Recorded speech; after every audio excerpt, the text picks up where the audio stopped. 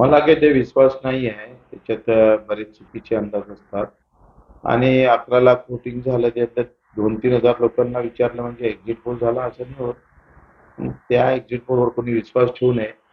आता घोडा मैदान जवळच आहे.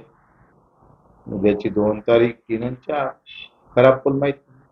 अमरावती जागेवर पेटेल का? आम्ही निवडून येणार दिनेश भाऊ. हो, राज्यामध्ये जर पाहिलं तर महाविकास आघाडीची सरशी दाखवत आहे. काही अर्थ नाही. पोलवर विश्वासच नाही तर प्रसिद्ध प्रश्न